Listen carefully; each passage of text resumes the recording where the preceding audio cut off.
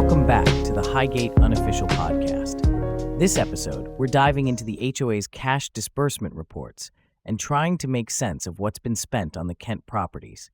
And we're not doing it alone. A huge thank you to the homeowners who helped review the reports, and to Erin, who has experience reviewing financial data and volunteered to dig into the accounting line items with us. Erin, let's start with the big question. When you looked at the expenses in these cash disbursement reports, were you able to find clear, consistent records that directly tied costs to the Kent repairs? It's complicated. The reports aren't organized in a way that lets you easily trace costs to specific properties. However, there are some patterns we can reasonably infer are Kent-related. For example, there are multiple Verizon payments listed, and it seems unlikely there's general Verizon phone service being funded for other units. So I think we can say those are likely associated with the security systems at the Kent garages. And on the topic of security, you mentioned seeing monitoring-related charges too. Yes, there are recurring payments to companies that provide monitoring and alarm services. While the descriptions are vague, given the Kent-specific issues and prior references to garage alarms, it's reasonable to consider those security charges Kent-related. What about the line item labeled commercial waterproofers? There are several payments to commercial waterproofers, which we can assume are associated with the Kents. Given that water infiltration and deck repairs have been an ongoing issue, it aligns with what we know about planter box and waterproofing work that's been done over time. Were there any other contractors or service providers that stood out? Yes, CP Electric shows up multiple times. One voucher listed an exhaust fan garage, which strongly suggests work in the Kents. There are other charges from them for things like addressing power issues.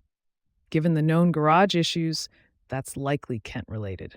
Johnson Controls also appears multiple times. They typically handle fire alarms and safety systems. There's a good chance those are tied to the Kents too, although it's hard to be certain without more detailed notes. What about some of the smaller reimbursements? There are some odd ones. In August 2008, someone named George was reimbursed $1,172.17. The voucher says it was for a sump pump. That could very well be Kent-related, given the drainage and water issues. But it raises a fair question. Why would a homeowner be reimbursed for something like a sump pump?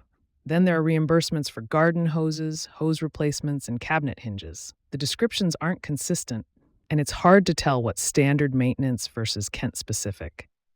You also flag some power and tax-related costs, right? Yes, there are utility charges labeled for power and for taxes, and given the context, we can infer these were Kent-related.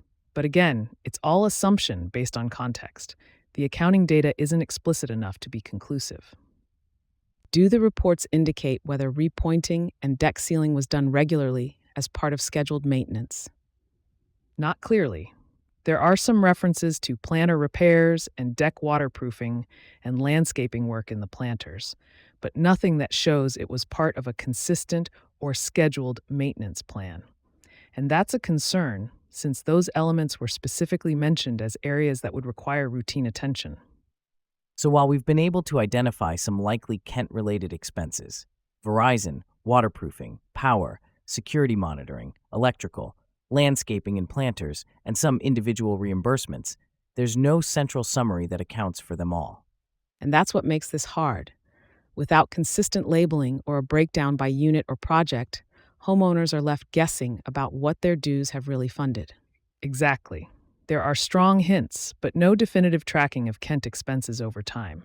Even something like a $12,000 pressure washing charge doesn't clarify what section of the community was serviced. We can't say for sure whether it was for the Kents or elsewhere. After reviewing the publicly available files, it's clear we've not been able to determine precisely how much the HOA has spent on the Kents. We encourage you to review the records yourself. If you'd like a copy of the cash disbursement reports in Excel, feel free to email us at highgateunofficial@gmail.com. And we also encourage everyone to stay informed, show up to HOA meetings, and vote. If there's ever been a time to get involved, this might be it. In our next episode, we'll shift gears to rocks, blocks, planters, Bradford trees, and lollipop reflectors.